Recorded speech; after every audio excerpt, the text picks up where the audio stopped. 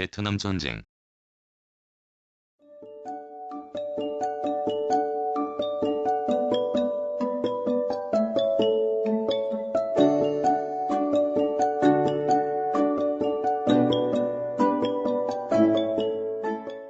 제2차 세계대전 후 베트남에서 있었던 전쟁.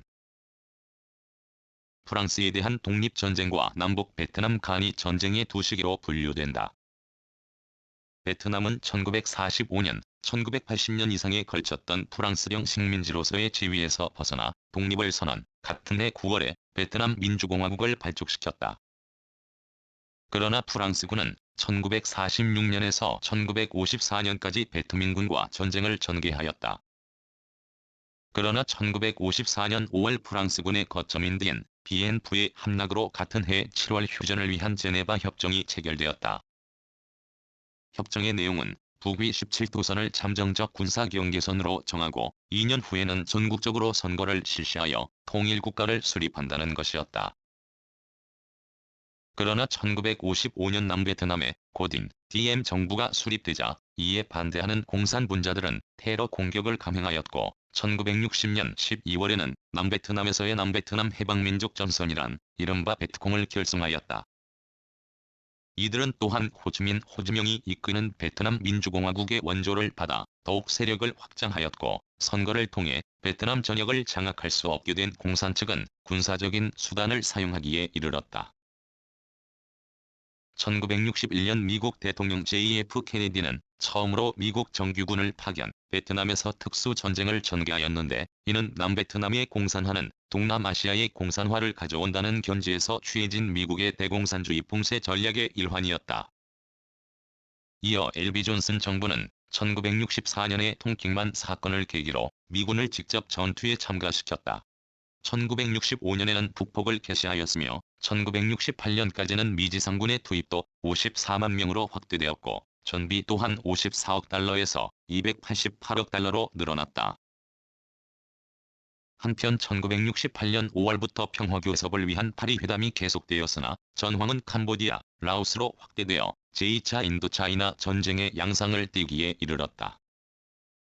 한편 한국을 비롯해 타이, 오스트레일리아, 필리핀, 뉴질랜드 등 우방국이 참전하였으나 군사적 승리를 거두지 못하였다. 결국 1973년 1월 27일 베트남에서의 전쟁 종결과 평화 회복에 관한 파리 협정이 미국, 남베트남, 북베트남, 베트남 남부공화임시혁명정부의 사자 간에 체결되었다. 협정은 1. 미군의 철수, 2. 전쟁 포로의 송환, 3. 현상대로의 정전, 4. 남베트남에서의 4.20 정부와 임시혁명 정부 간의 연합정부 조직을 위한 협의, 5. 정치범의 석방 등을 규정하였다. 그러나 북베트남과 이들의 지원을 받는 베트남 남부 임시혁명 정부는 1975년 4월 말 4.20을 점령함으로써 베트남을 적화 통일하였다. 베트남 전쟁은 제2차 세계대전 이후 최대의 전쟁으로 인적 희생도 커서 사망자 약 120만 명, 부상자 약 300에서 400만 명에 달하였다. 베트남 전쟁은 동남아시아의 정치 상황에도 커다란 영향을 끼쳤는데 캄보디아에서는 런널 정권과 쿠메르 루즈 사이에 충돌이 일어나 1975년 4월 프놈펜이 khmer 루즈군에게 장악됨으로써 공산화되었고 북베트남의 전쟁 물자 공급로였던 라오스에도 베트남과 캄보디아의 공산화의 영향을 받아 1975년 5월에 공산정권이 들어섰다.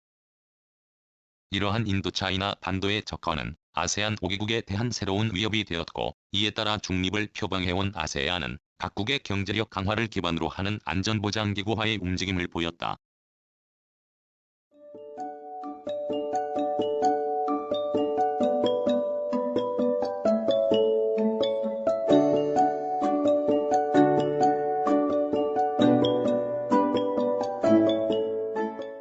보어전쟁.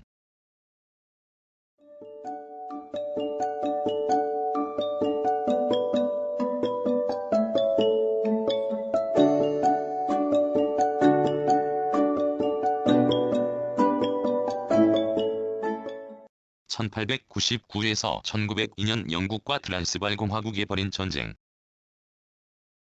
남아전쟁, 남아프리카 전쟁이라고도 한다. 19세기 후반 남아프리카에서는 영국이 케이프 식민지를 기지로 하여 세력을 확대시켰고, 그 북방에는 네덜란드인의 자손인 보어인이 건설한 트란스발 공화국과 오렌예 자유국이 있었다. 1867년 트란스발에서 금광이 발견되고 오렌지 강변에서 다이아몬드가 발견되자 영국은 이 지역에서의 지배권 확립을 기도하여 많은 영국인을 이 지방으로 옮겨 들어가게 하였다. 따라서 영국인과 보어인 사이에 마찰이 생겨 1881에서 84년 제1차 전쟁이 일어났다. 그 후 트란스발은 영국과 대항하기 위하여 오렌예 자유국과 군사동맹을 체결하였기 때문에 양국의 관계는 더욱 악화되어 1899년 10월 마침내 양측 간의 전쟁이 시작되었다. 1900년 6월 영국군은 트란스발에 침입, 점령하고 9월 트란스발 공화국의 영국 병합을 선언하였다. 오렌예 자유국도 전쟁이 개시되자 트란스발 측에 가담하여 참전하였으나 2월 영국군은 주력 부대를 격파하고 5월에 오렌예 자유국의 영국 병합을 선언하였다. 그러나 연합보군은 그 후 2년 동안 게릴라전을 전개, 반항을 계속하여 영국군을 괴롭혔으며 두 나라의 대부분을 다시 해방시키고 영국령까지 진격하여 들어갔다.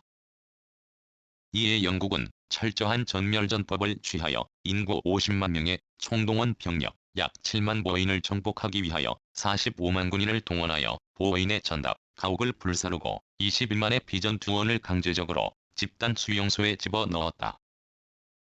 이 강제 수용소의 설비, 대우는 최악의 상태로서 총 약 2만의 사망자를 내기까지 하였다.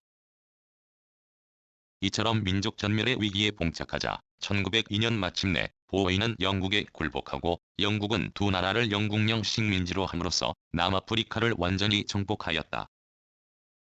그러나 영국의 희생도 매우 컸다. 영국은 이 전쟁을 통하여 세계 여론의 공격을 받았고 국제적으로도 영광의 고립 정책을 벌여야 하였다. 국내에서도 반전운동이 고조되어 자유당의 로이드 조지는 이때의 제국주의 정책의 반대론자로 활동했으며 노동당 결성이 촉진되었다. 또한 남아프리카에서도 보어인의 생활 부흥을 위하여 300만 파운드의 보조금을 내주어야 하였고 그들의 자치를 인정해야 했다.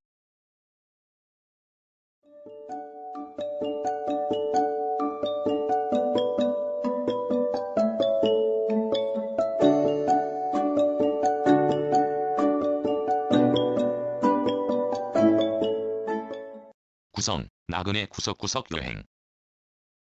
낭독, 글 읽어주는 강지식. 들어주셔서 고맙습니다.